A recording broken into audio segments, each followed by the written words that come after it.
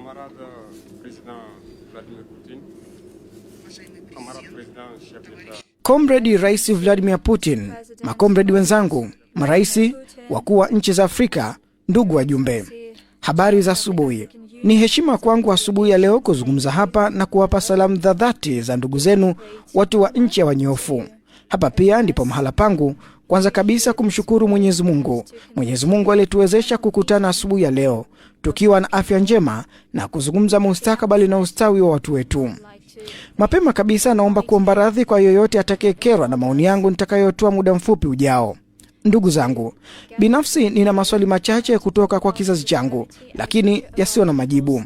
Na inawezekana hapa leo tukajifaragua kwa nguo zetu chafu kwa sababu tunajisikia kama familia. Tunajihisi kama familia kwa maana Urusi ni familia kwa Afrika pia. Sisi na Warusi ni familia kwa sababu tuna historia sawa. Urusi ilijitolea kutukomboa kwa dhati kutoka kwa unazi wa wakati wa vita vya pili vya dunia, wakati babu zetu walipolazimishwa kwa nguvu kusaidia Ulaya kuondokana na unazi.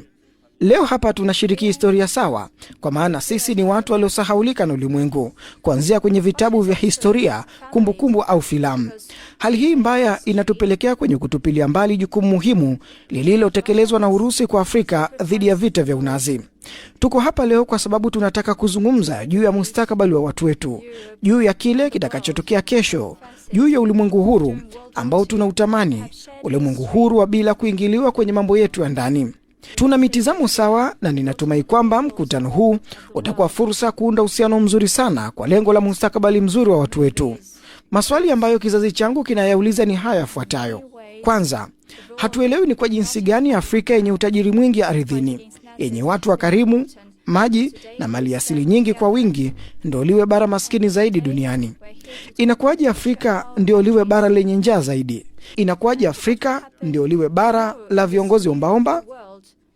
Haya ndio maswali ambayo kizazi changu kinayauliza na hatuna majibu yake mpaka sasa. Hata na hivyo, tunayo fursa ya kuunda uhusiano mpya na ninatumai kuwa uhusiano huu unaweza kuwa bora zaidi katika kuwapa watu wetu maisha bora baadaye.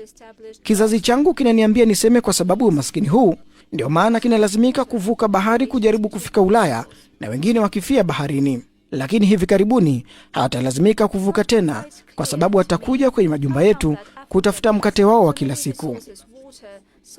Kuhusiana na kile kinachoihusu Burkina Faso leo, kwa zaidi ya miaka 8 tumekabiliana na ukoloni mamboleo, tena wa kibeberu na kishenzi zaidi, ule una jeuri ya hali ya juu. Utumwa unaendelea kujilazimisha kwetu.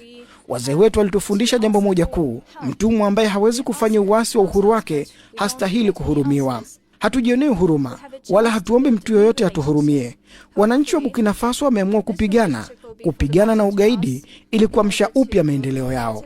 Katika mapambano haya, wananchi wengi wameahidi kuchukua silaha kukabiliana na ugaidi, tena kwa kujitolea. Hata na hivyo tunashangaa kuona mabeberu wakiwaita watu wetu wanamgambo na kila aina majina mabaya. Inakatisha tamaa, kwa sababu huko Ulaya watu wanapochukua silaha kutetea nchi zao wanaitwa wazalendo.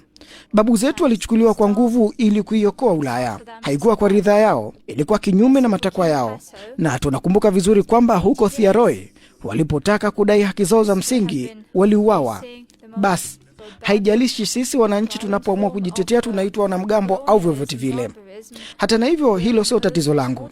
Tatizo langu ni kwa wakuu wa nchi za Afrika ambao hawachangii chochote kwa watu hawa wanaopigania haki zao. Lakini wao wanaimba wimbo mmoja na mabeberu, wakituita wanamgambo, wakituita tusioheshimu haki za binadamu. Je, tunazungumzia haki gani za binadamu? Tunachukizwa na hili na ni aibu. Sisi wakuu wa nchi za Kiafrika tuache tabia vibaraka wanaocheza kila mara na mabeberu wanapovuta kamba. Hapo jana Rais Vladimir Putin alitangaza kuwa atapeleka nafaka barani Afrika.